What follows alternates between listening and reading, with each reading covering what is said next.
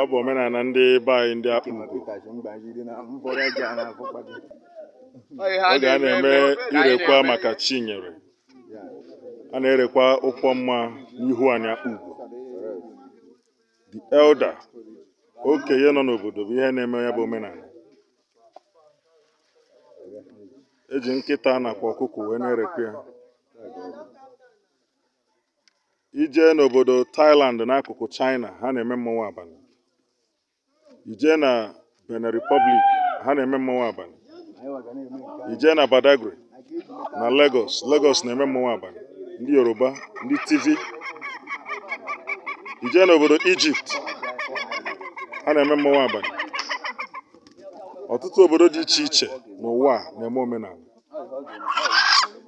Obodo a na-akpọ France na-eme French Cultural Week, 1 week festival.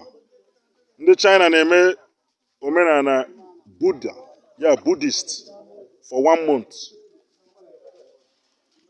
Ndị Akpugo na Nkanu na-eme omenala. Ihe anyị nọ n'ọnwa oriri ana. Anyị nọ n'ọnwa oriri ana mgbe a ji eri ji ọhụụ. The New Yam Festival. Abanye n'ime New Yam Festival a ga-eweta first seed of harvest to orie mba mgbe eme orie ndị uvu. Mmụọ abalị ga na-eme ọtụtụ ihe omenala ga na-eme n'ebe dị iche iche na ezinụlọ dị iche iche. This year alone, ndị Akpugo were close to 30 ụkwụ about 30 ụkwụ for this year. Oge mbụ mgbe anyị na-eje naanị sọsọ crusade na ihe ndị a, tupu e wee na-anachasị ego niile dị n'akpa anyị, ọfatịrị na tithe, launching, bazaar, mmadụ wukwuo n'ụka si weta ego tupu fada ma reverend abịa yi ozu. Mana ndị youth obodo ga-egwu ini ma kpochie ini. A na-ana some people 50,000, 100,000, 200,000 before ndị ụka abịa yi ozu. Ihe ndị adịburo na be anyị.